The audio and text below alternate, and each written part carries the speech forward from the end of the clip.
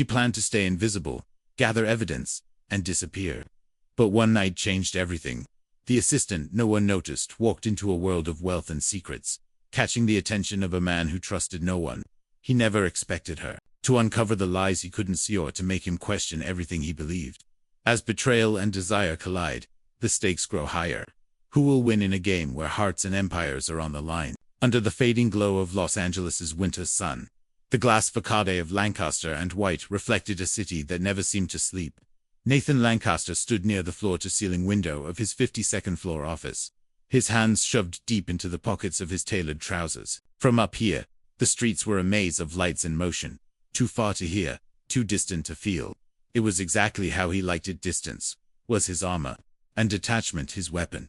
But today, even the city's blur couldn't quiet the static. In his mind, he turned from the window and let his eyes drift across the office. Everything here bore his imprint.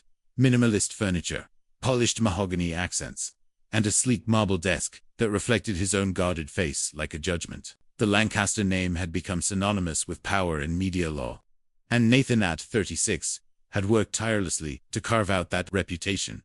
Cold, calculated, impeccable. That was the man everyone knew. So why did he feel like every surface in this office was pressing in on him, demanding more than he was willing to give? An annual charity gala for all employees. His voice was calm, but there was a sharpness beneath, like a knife. UNSHEATHED. Margaret, his assistant of 10 years, stood across the room, notepad clutched tightly in her hands. "Yes, Mr. Lancaster," she said, her voice gentle but steady. "The board believes it will help soften the firm's image."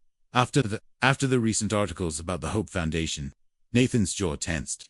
The Hope Foundation and White's charity arm had been meant to reflect his company's commitment to social responsibility. Instead, it had become a source of whispers, funds unaccounted for, beneficiaries never reached, glossy reports with numbers that didn't add up.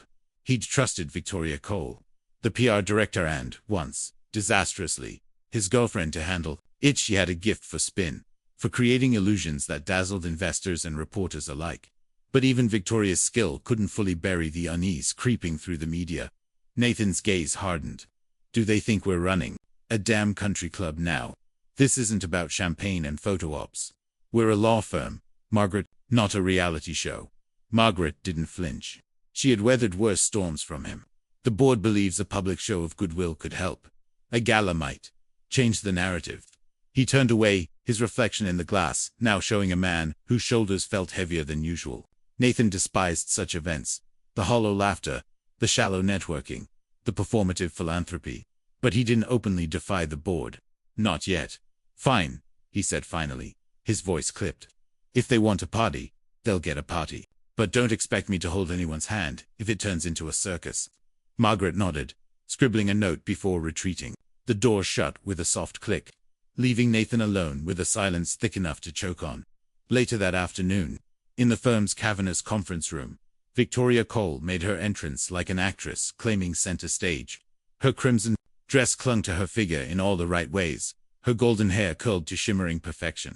Even now, Nathan could understand how people underestimated her, saw only her beauty, not the precision of her mind or the ruthlessness of her ambition. "Darling, you can't be serious." Her voice was saccharine, but her eyes were knives. "Inviting all employees.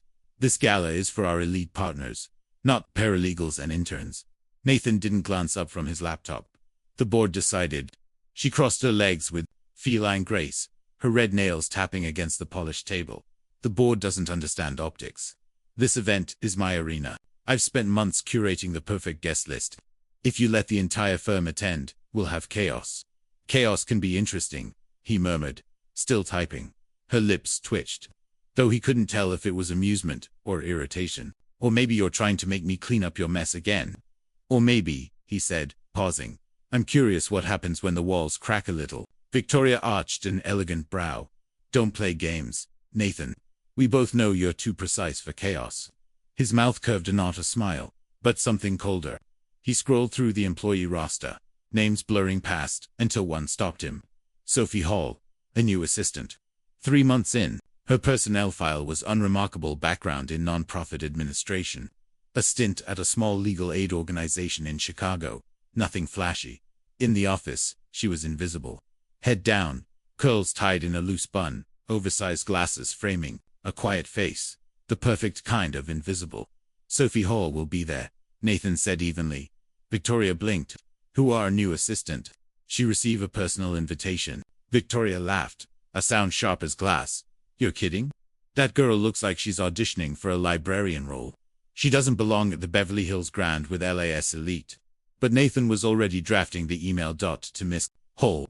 You are cordially invited to Lancaster and White's annual charity gala at the Beverly Hills Grand Hotel this Saturday evening. Attendance is highly encouraged. Regards. Nathan Lancaster. He hit send without hesitation. Victoria's laughter subsided into a smirk. You're trying to stir something. Just don't forget. Nathan, when chaos comes, it doesn't always knock politely, but he didn't answer. His mind was elsewhere, caught on a name he'd barely registered until now. On the 17th floor, Sophie Hall sat surrounded by neatly stacked files and a flickering desk lamp. Her inbox chimed, and her breath caught as she read the subject line. An invitation from Nathan Lancaster. She read it once, twice, a third time. It wasn't excitement that clenched her stomach, it was opportunity. Sophie wasn't the woman her colleagues assumed, timid, eager to please, content in obscurity. She hadn't come to Lancaster and White for a career. She was here because the nonprofit she once fought for believed the firm's Hope Foundation was bleeding millions into shadow accounts. This gala could be her only chance to observe the people at the top, to listen, to find cracks in the stories they told the world. She stared at the screen for a moment longer before typing her reply. I'll attend. Thank you, Mr. Lancaster. Sophie Hall, her finger hesitated on the send button, but only for a breath. Then the email flew into cyberspace, sealing her place in an evening that could change everything. In his office, Nathan read Sophie's response. A single line, polite, measured. No exclamation marks or hints of gushing gratitude.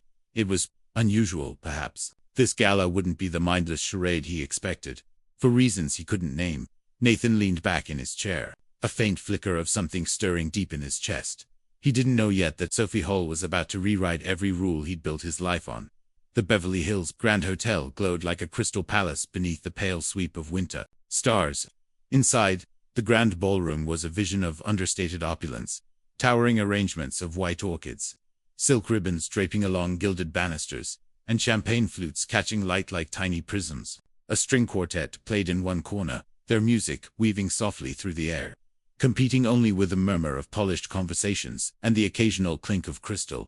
This was Lancaster and White's annual charity gala, and though Nathan Lancaster loathed such gatherings, his presence tonight was non-negotiable. He stood in the corner, a glass of scotch in hand, his expression unreadable as his eyes swept over the room. His black suit was flawlessly tailored, his dark hair slicked back with precision.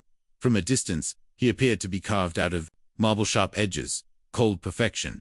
But internally, his thoughts were anything but calm. He despised the falseness of these events, the hollow laughter, the choreographed smiles, the subtle bartering of influence, dressed up as generosity. It was all theater. And tonight, his patience was thinner than usual. He reminded himself this was about damage control. A few hours of mingling, a speech to assure the public, and he could retreat back to the fortress of his office. Try smiling. A little, came a sweet, mocking voice beside him. Nathan turned slightly to see Victoria Cole approaching, her silver gown glittering under the chandeliers. She moved like she owned the room, her posture perfect, her expression set in a carefully rehearsed warmth that never quite reached her eyes. You look like you're attending a funeral, Nathan, she teased, though there was an edge behind her smile. Maybe I am, he replied coolly, taking another sip of his scotch. Victoria's gaze followed his across the ballroom, where donors in tuxedos and couture gowns mingled with reporters eager for headlines. This night matters. Keep looking like that, and the vultures from the Times will write you as the brooding tyrant of Lancaster and White. I don't perform for cameras, Nathan said, scanning the crowd again. That's your specialty, isn't it? Before Victoria could retort, a ripple passed through the room, subtle at first, but growing in volume like a wave. Heads turned toward the entrance, whispers fluttering from guest to guest. Nathan's eyes followed, and for a moment, just a breath, a glass in his hand hovered midair. Sophie Hall had arrived. She stood in the doorway with a poise that surprised him, her posture straight, her chin slightly lifted. gone were the oversized glasses and loose buns he had grown accustomed to in the office. Her brown curls now fell in soft waves that framed her face, and her dress a deep red that clung to her in a way both modest and arresting seemed almost out of place amid the glitter of designer labels. It wasn't flashy, it wasn't loud, it was quietly elegant. The room hushed as Sophie stepped forward, each click of her heels on the marble floor measured and unhurried. "Isn't that, she's the new assistant, right? What is she doing here?" The whispers reached Nathan's corner, but he didn't move. He found himself watching her too intently, noting how her calm gaze swept across the crowd, not timid, not bold, but observant. For someone with no reputation in this circle, she held herself with a serenity that unsettled him. Victoria's nails bit into her champagne flute as she watched Sophie approach. "What on earth does she think she's doing?" she muttered. Sophie was almost within earshot when Victoria stepped forward, her smile sharp as a blade. "Sophie Hall," she said, her voice loud enough to draw attention from nearby guests. "I didn't expect to see you here. That dress must have cost you a month's salary." A few people chuckled quietly, their eyes darting between the two women like spectators waiting for a duel. Sophie didn't flinch. She tilted her head slightly, her own smile gentle but steady. "Thanks for your concern, Miss Cole. I borrowed the dress from a friend. As for attending, I figured Mr. Lancaster's invitation was reason enough. Don't you think?" The murmurs rippled again, this time carrying a note of amusement. Someone even laughed softly. Victoria's smile faltered, her cheeks flushed, though her voice stayed sweet. "Of course, enjoy yourself." But Sophie had already turned, her steps measured as she moved past Victoria toward the bar. Nathan's lips pressed into a thin line. Something inside him shifted, not admiration, not quite, but a flicker of curiosity he hadn't expected. Sophie Hall, the quiet assistant who brewed coffee and sorted files in anonymity, had just taken control of a room filled with sharks and socialites, with nothing but a few words and a calm smile at the bar. Sophie accepted a glass of wine with a polite nod, her fingers steady despite the flutter in her chest. She hadn't meant to draw attention, but she had known there was no hiding tonight. She needed to be here not for glamour, not for spectacle, but for her mission. Her eyes discreetly scanned the clusters of executives and donors. Already, she had caught snippets of conversations about unaccounted donations and shifting reserve funds. Tonight, she wasn't just an assistant. She was a witness. Still, she felt his gaze on her. Nathan Lancaster, from across the room. She didn't dare look, but the weight of it was undeniable. A careless moment broke her concentration. As she turned, her sleeve brushed a waiter's tray. A glass of red wine tipped, shattering on the marble floor. The room collectively inhaled, conversations pausing. Sophie crouched immediately, reaching for the shards. "Careful," a low voice said above her. She looked up, startled to find Nathan standing there, offering a folded white handkerchief. He was closer than she'd ever been to him, outside the office. His presence somehow heavier, up close. "You'll stay in the dress," he added. Sophie accepted the handkerchief with a quiet thank you, dabbing her hands. "I'll reimburse the wine," she said lightly, trying to ease the tension. "No need," Nathan replied, his voice calm but his eyes sharper than before. He held her gaze a moment longer than necessary before straightening and walking away. Sophie's heart beat too fast as she handed the handkerchief back. "I appreciate it," she said, her voice softer now. He gave a small nod and disappeared, back into the crowd, back at his post near the corner. Nathan slipped the handkerchief into his pocket, rather than returning it to his jacket. He didn't understand why he had stepped in. It wasn't like him to involve himself in minor mishaps. And yet, the image of her poised, even in the midst of whispered gossip, and spilled wine lingered in his mind. As the night continued, Sophie melted back into the edges of the crowd. She observed, she listened, she recorded every detail, but she couldn't shake the awareness of Nathan's gaze finding her more than once. And from his vantage point, Nathan too kept watching. Not because she was a threat, not because she was particularly remarkable in the traditional sense, but because for reasons he couldn't yet name. Sophie Hall had shifted something imperceptible in him. He told himself it was curiosity, but deep down, something in him knew it was more. The morning after the gala, Lancaster and White was louder than usual. It wasn't the kind of noise born from ringing phones or clacking keyboards, but the hushed, excited murmurs of employees clustered around glowing screens. In the age of viral clips and 24-hour news cycles, nothing stayed private for long, not even a moment from a charity. Gala meant to polish the firm's image. The video had exploded overnight. The assistant who left the elites speechless read one headline, accompanied by a still image of Sophie Hall, serene and unflinching in her red dress, responding to Victoria Cole's thinly veiled insult.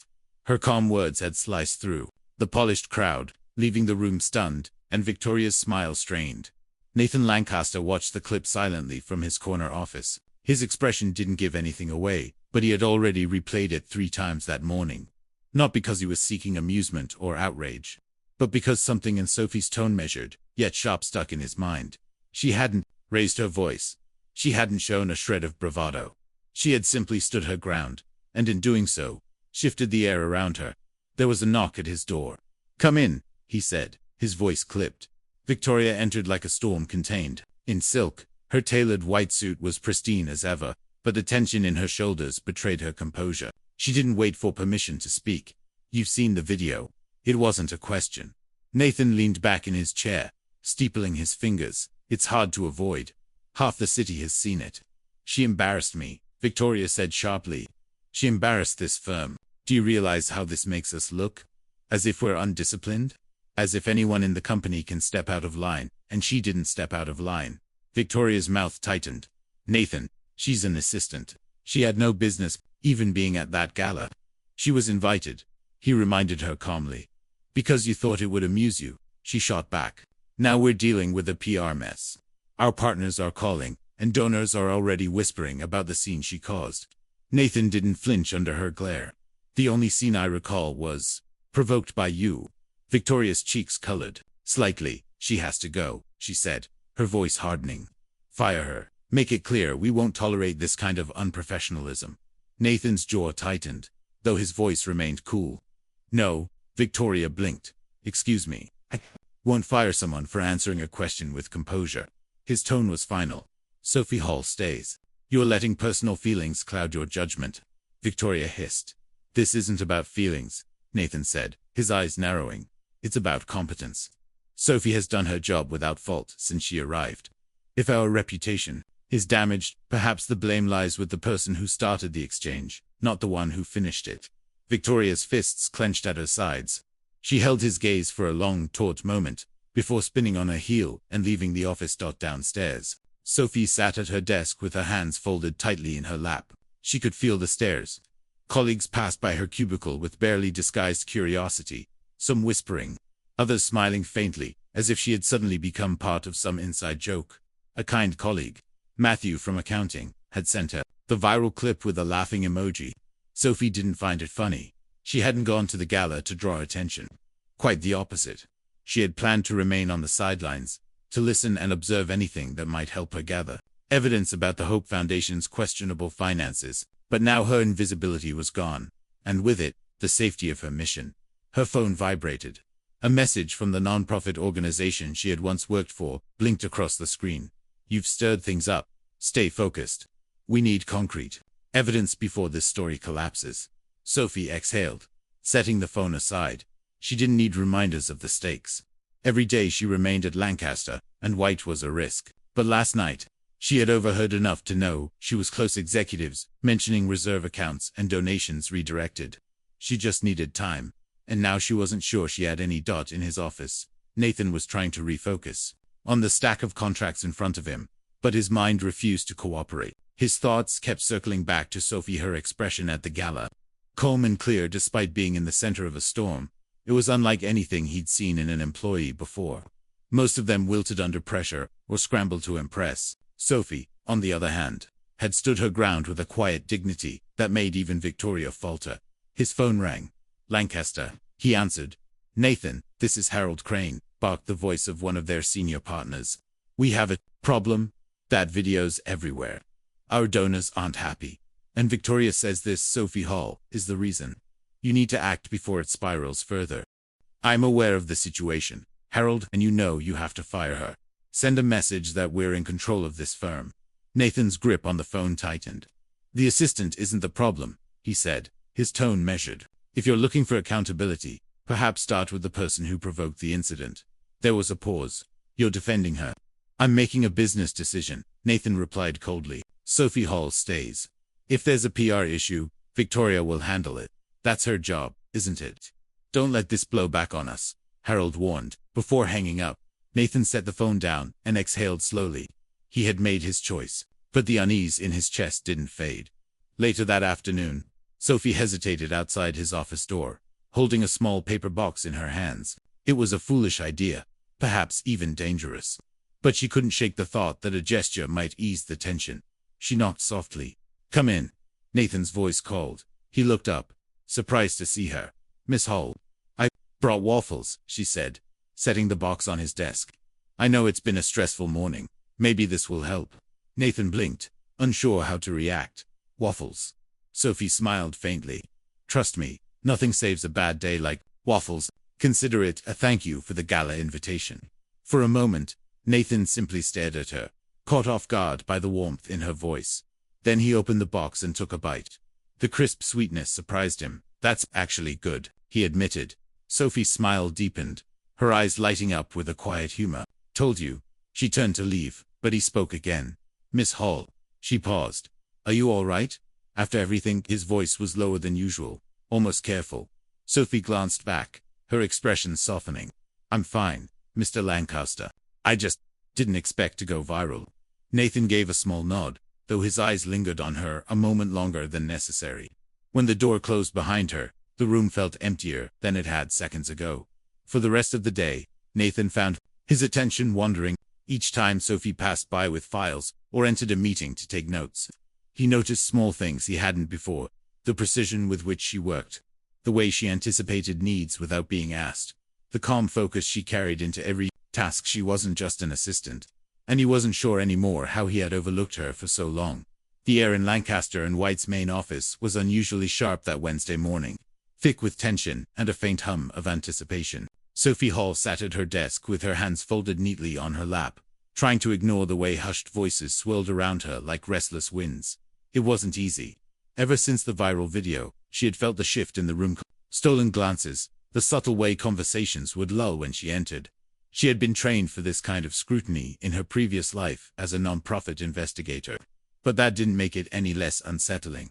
This was the cost of stepping into the light, however unintentionally. She had come to Lancaster and White to expose corruption, not to become the center of gossip. But now the fragile anonymity she'd worked so hard to maintain was fractured. She took a quiet breath, focusing on the documents before her, as if sheer diligence might render her invisible again. The sound of heels clicking against polished marble drew Sophie's attention. She didn't need to look up to recognize Victoria Cole's approach. The sharp, confident rhythm of Victoria's stride was unmistakable. Sophie straightened instinctively, though she kept her eyes on her paperwork. "Miss Hall." Victoria's voice cut through the hum of the office like glass on stone, soft yet carrying an unmistakable edge. Sophie looked up, meeting Victoria's eyes without flinching. The PR director stood just a few feet away, her emerald dress a deliberate contrast to Sophie's modest blouse and skirt. In her hands was a thin, leather-bound folder. "Could I speak with you?" Victoria's tone carried a hint of performative sweetness, but Sophie caught the steel beneath it. "Of course," she said evenly. Victoria gestured toward the open space between departments, a spot that guaranteed an audience. As they walked, the hum of conversation dwindled. Sophie could feel dozens of eyes on her, the weight of curiosity and speculation pressing in from every angle. Victoria turned, flipping open the folder. "I have here some interesting findings," she began, her voice loud enough to carry across the room. "You see, I was curious about our rising star, the assistant who charmed the gala and made headlines overnight." Sophie's hands stayed at her sides, steady. She had expected something like this. "It turns out," Victoria continued, her lips curling in a predator's smile, "you weren't always an assistant, were you?" Murmurs rippled through the office. "You used to work for a non-profit organization, Justice Alliance," Victoria said, lifting her chin slightly. "The very organization investigating Lancaster and White's Hope Foundation for financial misconduct." A sharp intake of breath came from somewhere behind Sophie. Victoria let the silence settle like a net around them. "You didn't come here for a career," she accused, her voice rich with self-satisfaction. "You came to spy, to dig for evidence against your employer." How poetic. Sophie remained still, though her pulse drummed loudly in her ears.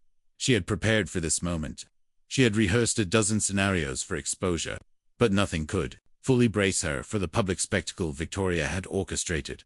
I propose we act swiftly.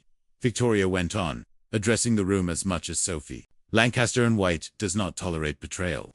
I recommend immediate termination, perhaps even legal action for invasion of privacy. The room seemed to hold its breath. Then a voice, low and commanding, cut through the tension. What's going on here?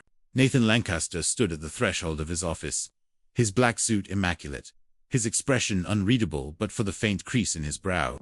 His gaze swept across the gathering before settling on Victoria. Victoria.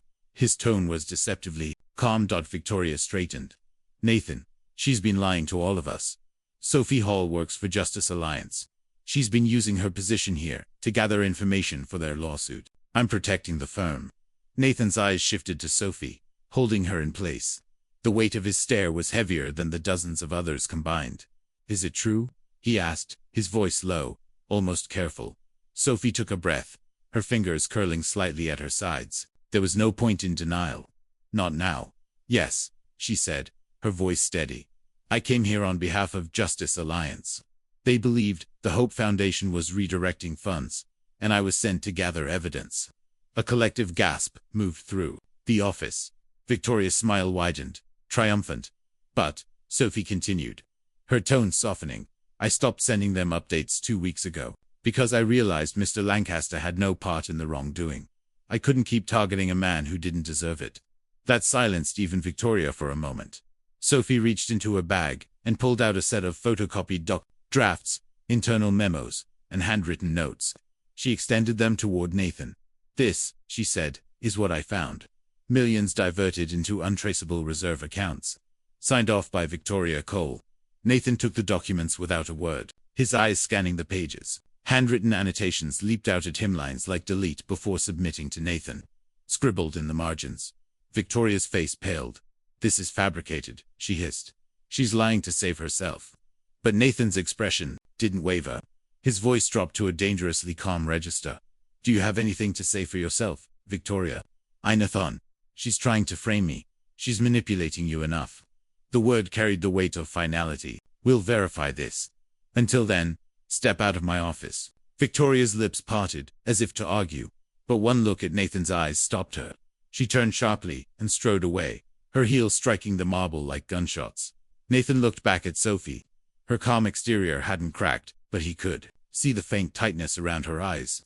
The cost of standing her ground. You can leave too, he said, his voice softer now but still firm. We'll speak later. Sophie nodded. She gathered her things silently, her notebook and pen trembling faintly in her grasp. As she walked through the gauntlet of stairs, her heart felt like a lead weight in her chest. She had done what she came here to do. She had handed over the evidence. But why did it hurt so much to see the shadow that had fallen over Nathan's face? Behind her, Nathan remained motionless, still clutching the papers she had given him. A strange mix of fury and something deeper, something dangerously close to heartbreak in his chest. Sophie Hall had betrayed his trust, yet she had also protected him, even at the cost of her own position. And for the first time in his carefully ordered life, Nathan Lancaster didn't know what to feel. Rain lashed against the towering glass walls of Lancaster and White's headquarters, the storm outside mirroring the one brewing inside Nathan Lancaster's chest. He sat at his desk, staring at the open folder Sophie Hall had left behind. The papers were spread across the dark wood like a battlefield of numbers and signatures, each line cutting deeper than the last. He had gone through them twice already, each pass confirming what he didn't want to believe. Millions siphoned from the Hope Foundation, donations meant for clinics, schools, and shelters funneled into reserve accounts under false names. The handwritten notes, some in Victoria Cole's flowing script, were damning. Delete before submitting to Nathan. One margin read. Another. Transfer discreetly. PR will cover. Nathan's jaw tightened as he gripped the edge of his desk. How had he not seen this?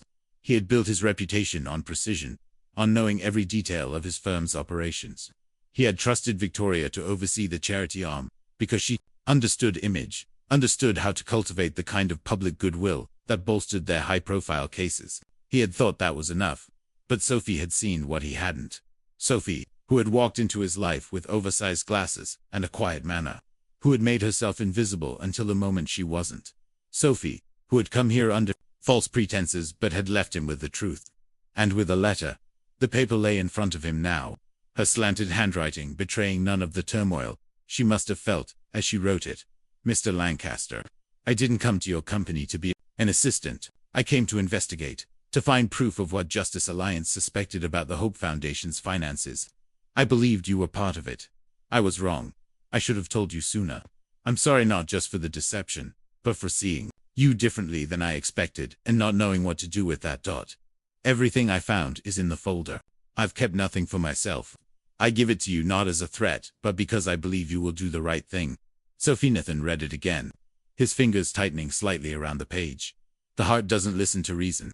That single line stood out, echoing in his head. It wasn't anger that filled him, not entirely. It was something heavier, more complex, like grief and guilt tangled together. Sophie had been sent to bring down his firm, and instead, she had handed him the tools to save it, and then she had walked away. Nathan pushed back from his desk and stood, staring out the window as lightning split the sky. For the first time in years, he felt unmower thought. The next morning, Nathan summoned his legal team and a team of external auditors. The decision was swift and surgical. A full investigation into the Hope Foundation's financial records going back 5 years. Every transaction would be examined. Every shadow account would be brought to light. Victoria tried to talk her way out of it at first. She appeared in his office, her silk blouse immaculate, her voice sweet as honey but trembling at the edges. Nathan, you can't believe her, she pleaded. Sophie Hall is a professional manipulator. You've seen the video, the way she plays to the crowd. She's trying to pin this on me to save herself. But Nathan's eyes were cold steel as he regarded her. This isn't about Sophie. It's about the numbers. And the numbers don't lie. Nathan, please, you embezzled millions.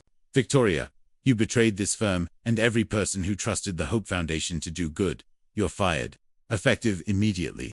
Her mask cracked. She opened her mouth to argue, but he was already turning away, signaling the conversation was over.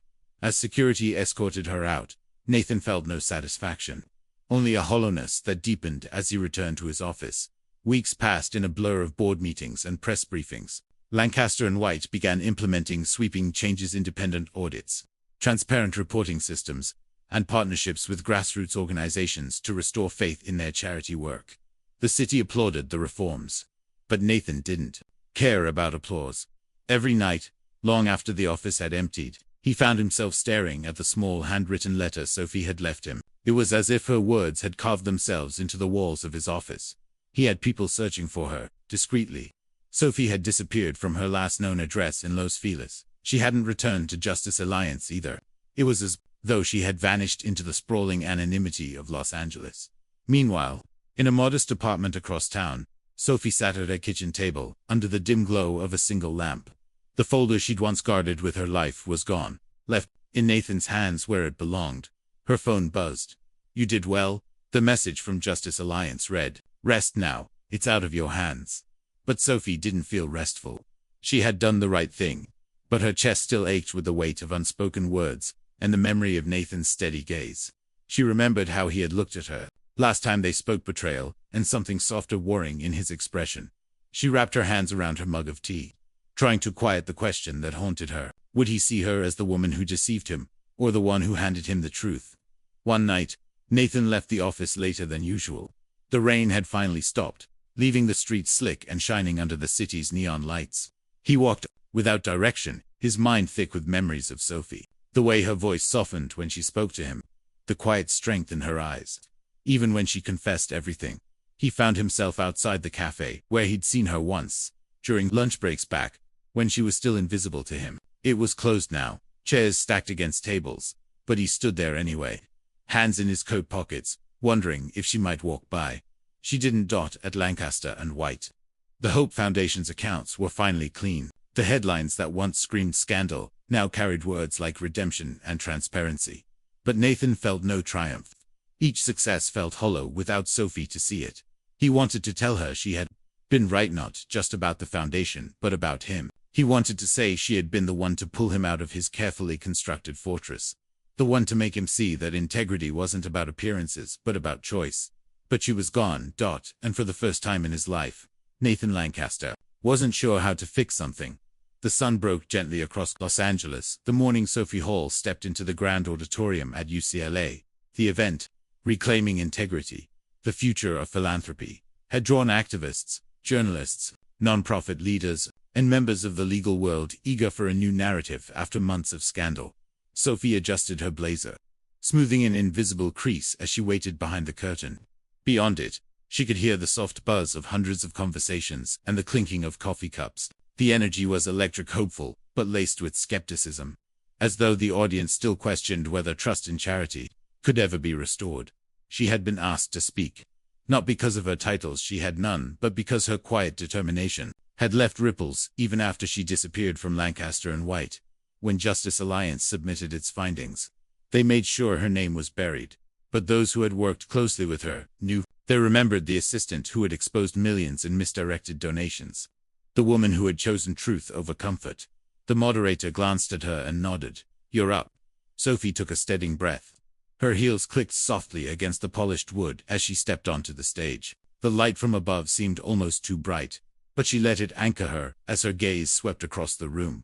When donations failed to reach the hands they were intended for, Sophie began, her voice calm but firm. "It's not only the communities that suffer.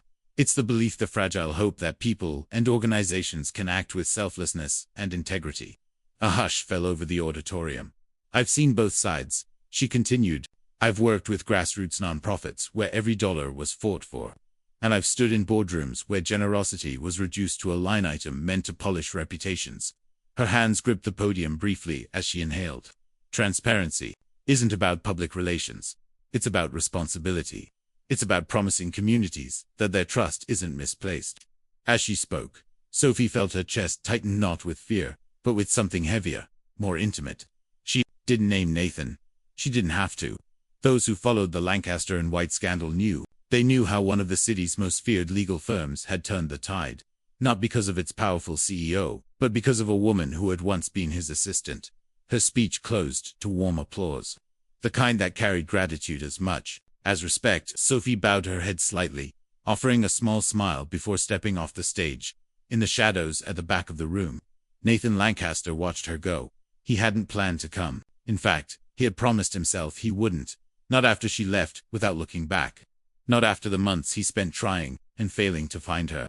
But this morning, as he stared at the stack of legal documents on his desk, her voice echoed, unbidden in his mind. He found himself leaving his office, driving across the city, and slipping into the conference quietly.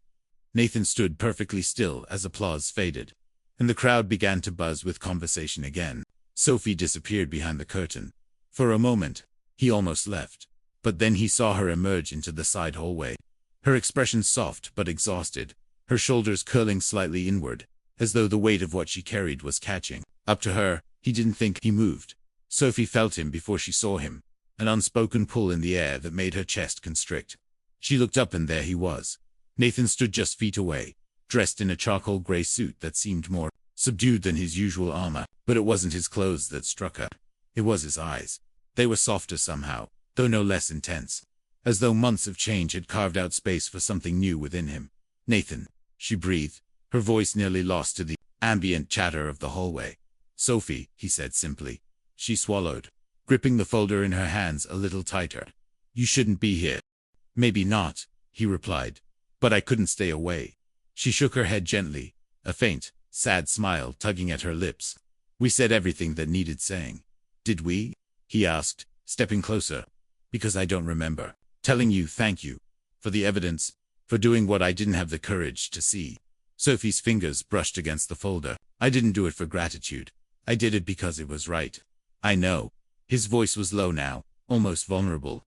"But it's not the only reason you stayed at Lancaster and White, is it?" Her breath caught. "Nathan," he held, her gaze steady and unyielding, but there was no anger there, only something quieter, deeper. "I need to know, Sophie.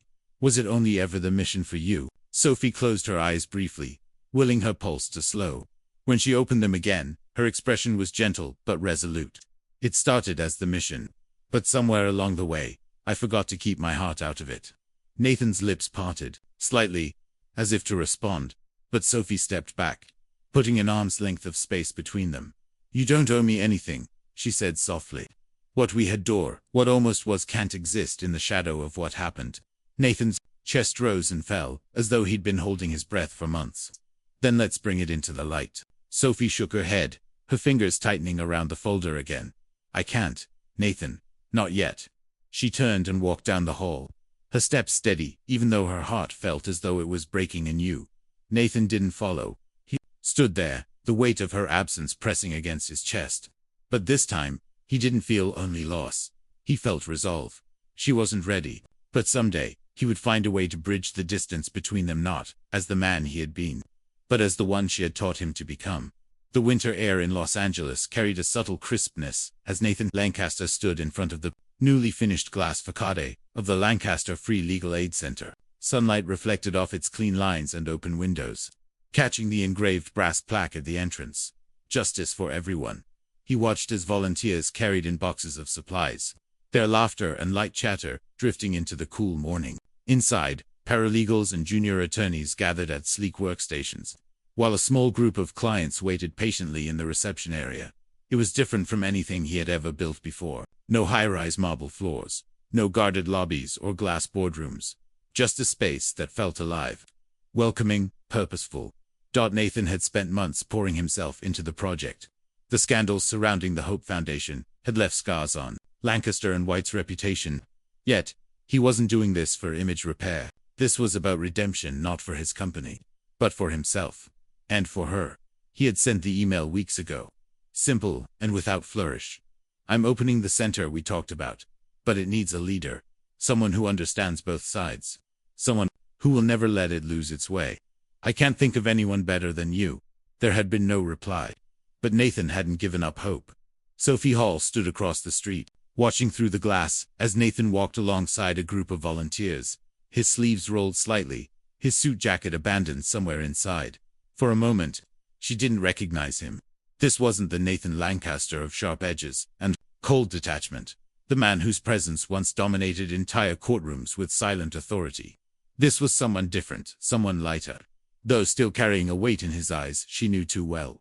She hadn't intended to come.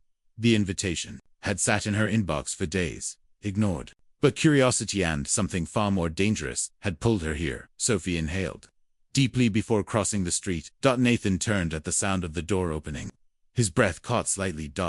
Sophie stood there in a soft navy coat, her curls tied loosely back, a faint smile on her lips that didn't quite hide her hesitation. You came, he said, his voice lower than he intended.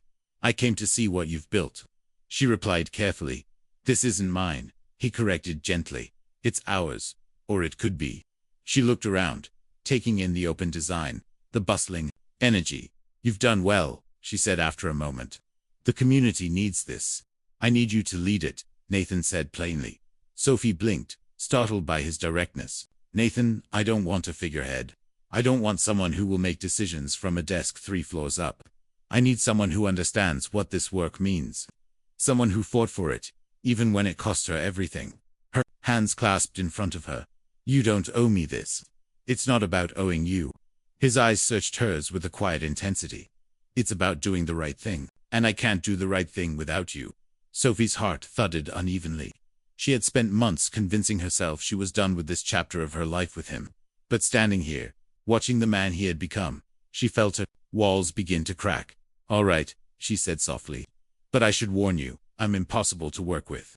A rare, quiet laugh escaped Nathan's lips, warming the space between them.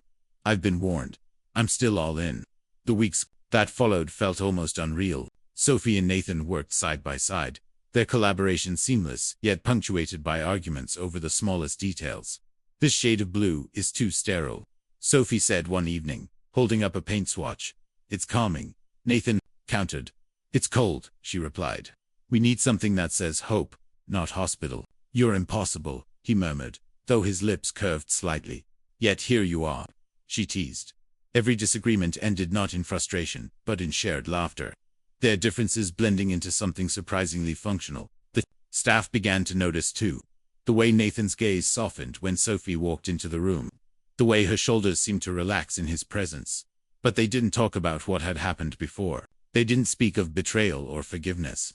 Their bond grew not in grand gestures, but in small, quiet acts Sophie left on desks. Late-night planning sessions that ended in comfortable silence, and fleeting moments where their hands brushed against each other's. On the one-year anniversary of the center's opening, the small lobby overflowed with clients, donors, and reporters. Nathan stood near the entrance, watching as Sophie moved gracefully between conversations, her calm warmth drawing people in. A reporter from the Tribune, Paul Grayson, approached with a grin. "This place is remarkable," he said. "But I have to ask, the city's buzzing with speculation. Are you too?" He didn't finish the question, but his raised brow said enough. Sophie smiled, her tone light but her eyes unreadable. "We see each other every morning, argue about coffee beans, and collapse in exhaustion at the end of the day. If that's love, I'm not entirely sure." Laughter rippled through the crowd, but Nathan's response silenced them. His voice was calm, steady, but carried a weight that made every head turn. "I don't know if that's love either," he said. "But I know this: without her, I'm not me." The applause that followed was warm, knowing, almost intimate. Sophie turned to him, her eyes glinting with something she didn't allow herself to name. Later that night, after the guests had left and the lights dimmed, they locked up the center together. Outside, the street lamps cast a golden glow across the sidewalk. Sophie pulled on her coat, ready to step into the cool evening air, when Nathan quietly took her hand. He didn't say anything. Neither did she. Thought their fingers interlaced naturally, like two halves finding each other after a long separation. There was no need for declarations or promises. The silence between them spoke enough. The night had settled softly over Los Angeles, a velvet sky streaked with faint clouds, and the glow of street lamps reflecting off slick pavements. Inside the Lancaster Free Legal Aid Center, the warm hum of life lingered long after the last client had gone home. Faint laughter echoed from the staff room as volunteers gathered their belongings, and the aroma of stale coffee clung faintly to the air. Nathan Lancaster stood in his office, his tight, loosened jacket draped over the back of his chair. He was reviewing case reports by the dim light of his desk lamp, but his eyes kept drifting toward the closed door across the hall. Sophie's office light was still on. It had become a quiet ritual over the past months.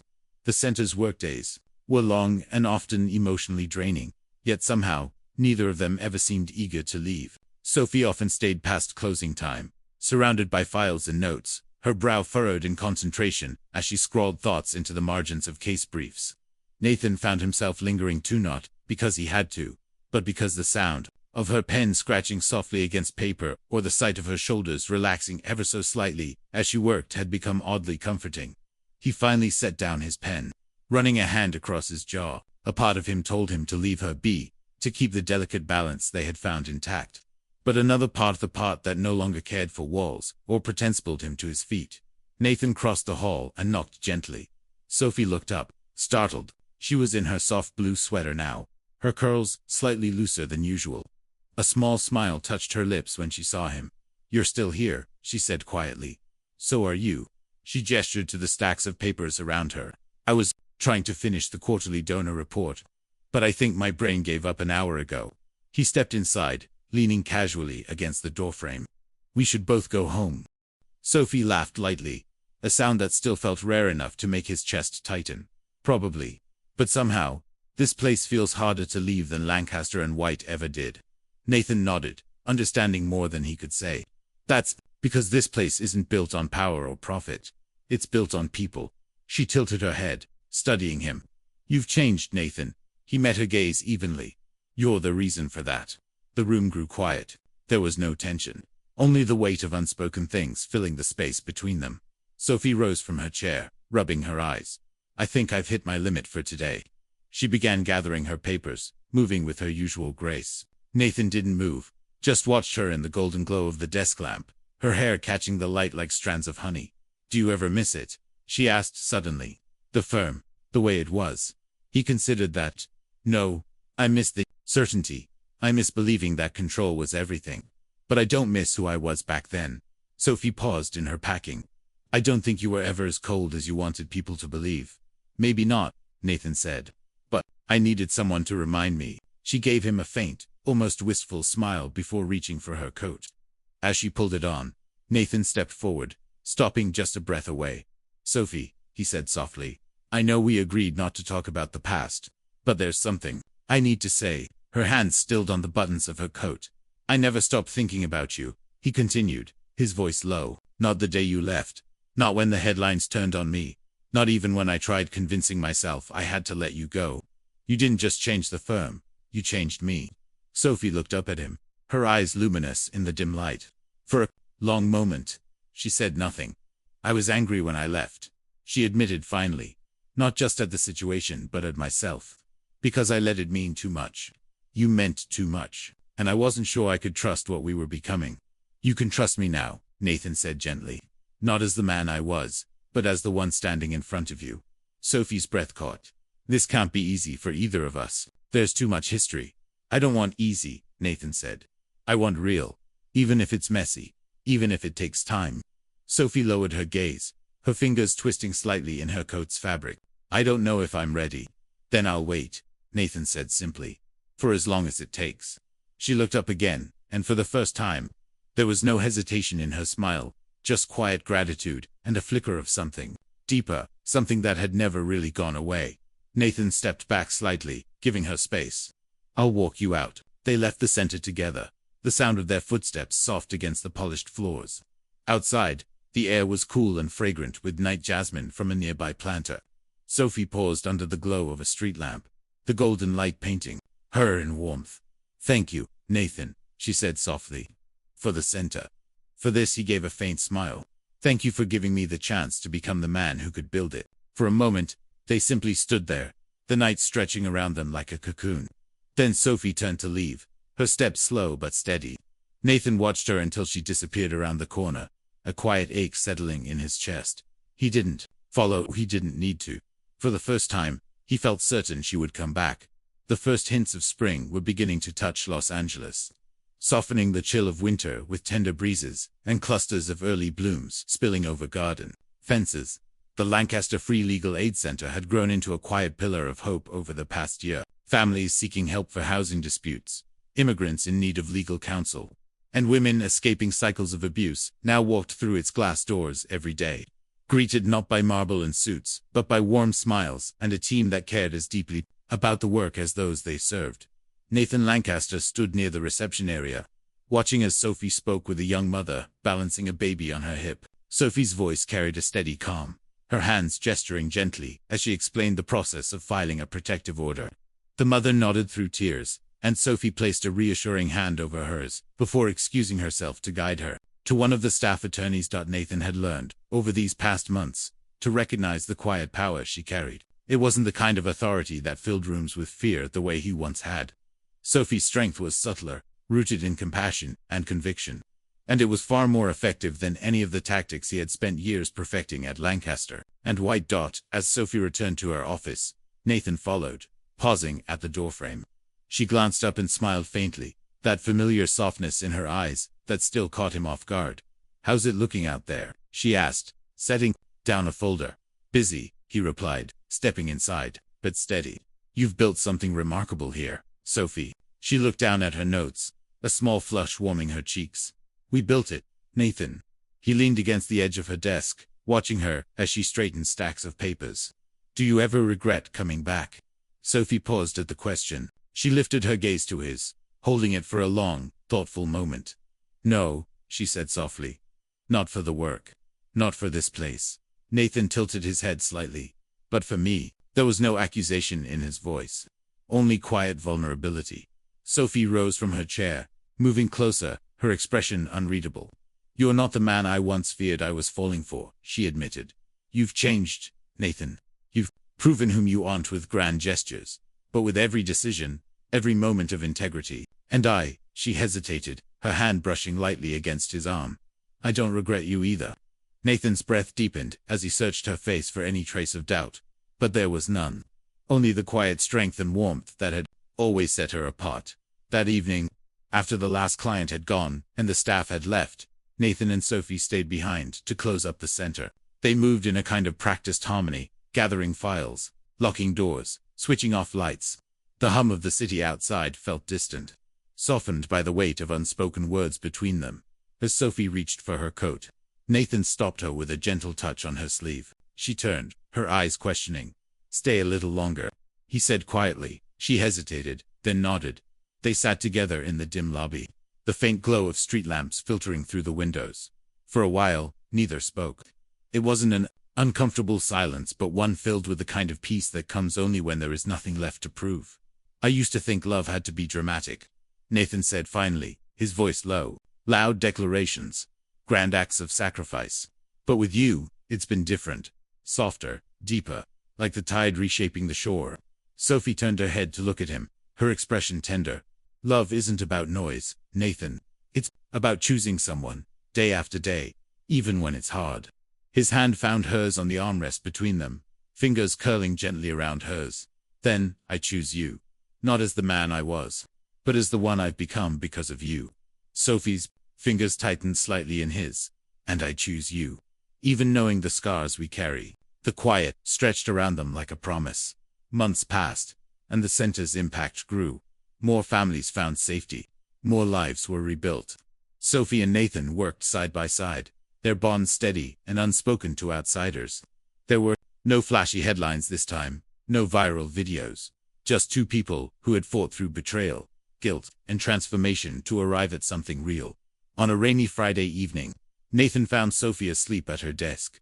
Papers scattered around her. He stepped closer, his gaze softening as he saw the exhaustion etched into her face. Gently, he draped his jacket over her shoulders, his fingers brushing her hair from her face. She stirred slightly, murmuring his name. I'm here, he whispered. Her eyes fluttered open, and for a moment they simply looked at each other. No walls, no fear, just two hearts, finally still. Nathan smiled faintly. Go home with me, Sophie. Not just for tonight. She searched his face, her own smile dawning, fragile but full of light. You're sure? I've never been surer of anything in my life. And so they left the center together, stepping into the cool night, their hands intertwined naturally as they walked under the soft drizzle. No longer two people circling each other in uncertainty, but a pair who had weathered storms and come out stronger on the other side. Their love needed no titles, no headlines, no public approval. It lived in the quiet moments, the way he carried her empty coffee mug to the sink without asking, the way she straightened his tie before a difficult meeting, the shared laughter over takeout containers at midnight. For Nathan and Sophie, that was enough. And perhaps it had always been. Sophie Hall and Nathan Lancaster's story is not just a tale of love, it's a journey of redemption, courage, and transformation. At its core, it's about two people whose worlds collided under false pretenses, and yet, against all odds, found a truth that neither expected to uncover. Sophie entered Lancaster and White with a mission. As an undercover investigator for a non-profit, she intended to expose the corruption embedded within the Hope Foundation, a charity arm of one of the most powerful law firms in Los Angeles. She was smart, quiet, and intentional, keeping her head down to remain invisible while gathering evidence. But life has a way of breaking even the best-laid plans. Nathan, cold and calculated, ruled his firm with an iron fist. His reputation was untouchable, his control absolute. He had built his empire on precision and power, believing that emotional distance was necessary for success. To him, Sophie was just another assistant Macabo, a shadow among many until a fateful gala shattered the walls between them. When Sophie stood her ground against Victoria Cole, the firm's PR director, at the charity gala, she not only drew attention but disrupted Nathan's carefully ordered world.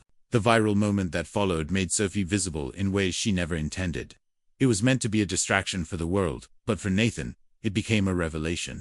He started noticing her not just as an assistant, but as a woman of quiet strength, someone unafraid to hold her integrity in the face of power. Their relationship, if it could be called that, unfolded in unspoken glances and small acts of kindness. A box of waffles. A shared silence at the end of exhausting days. Moments where their defenses slipped, where something deeper flickered between them. Yet all along, Sophie knew the truth she carried could destroy everything. When Victoria exposed Sophie's true purpose in front of the entire office, it seemed inevitable that Nathan's trust would shatter. But Sophie didn't run not at first.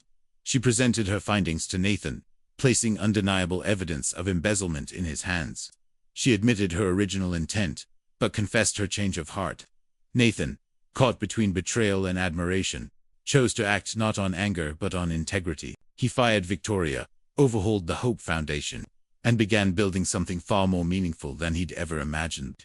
The Lancaster Free Legal Aid Center. Sophie walked away after leaving the evidence. She believed her time in Nathan's world had ended, yet her absence haunted him more than her presence ever did. She had seen a man not defined by his past mistakes, but one capable of change. And Nathan, in turn, realized he had been blind for too long, not only to corruption, but to the possibility of a life richer than power or profit. Their reunion months later wasn't a grand reconciliation. It was quiet, tentative, layered with hesitation and hope. Nathan invited Sophie to lead the legal aid center, and though wary, she agreed. Working side by side, they rebuilt trust through everyday choices, arguing over office paint colors, staying late to help families, laughing over coffee when exhaustion set in. Love between them didn't erupt like a firestorm. It grew like a garden, nurtured by shared purpose and small, consistent care. Nathan no longer saw love as a weakness, but as a strength, something that made him a better leader and man. Sophie learned that trusting again didn't mean losing herself. It meant allowing herself to stand beside someone equally committed to doing the right thing by the end. Nathan and Sophie didn't need public declarations or perfect endings. Their story was defined not by titles, but by the quiet resilience of two hearts choosing each other over and over again. Even after pain, even after doubt. This is not just a love story. It's a lesson about transformation. About how people can change not because someone else saves them, but because love inspires them to save themselves. It's about courage. The courage to admit wrongs, to forgive, and to take the first step towards something new. So what's the lesson here? At its heart, this story teaches us that integrity is the foundation of every meaningful relationship or personal. It reminds us that people are not defined by their mistakes, but by what they choose to do after making them. And it shows that love isn't about perfection or grand gestures.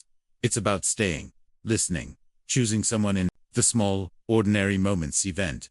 When it's hard, in our own lives, we can take this as a call to action. If there's a bridge you've burned, is there a way to rebuild it with honesty and humility? If you're holding yourself back from trusting again, can you allow room for the possibility of growth, not just in others, but in yourself?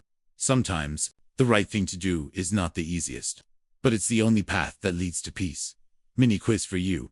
If you were in Sophie's shoes, would you have her left quietly after handing over the evidence, believing your role was done? B, stayed and fought to clear your name and prove your intentions? Comment your answer below. A or B? Why would you choose that? Your turn. What did this story make you feel? Do you believe people can truly change, even after deep betrayal? Share your thoughts in the comments so others can reflect with you. If you found value in this story, subscribe to our channel. Your support helps us bring more heartfelt, inspiring stories like this one to life. Together, let's keep exploring the power of love, redemption, and second chances.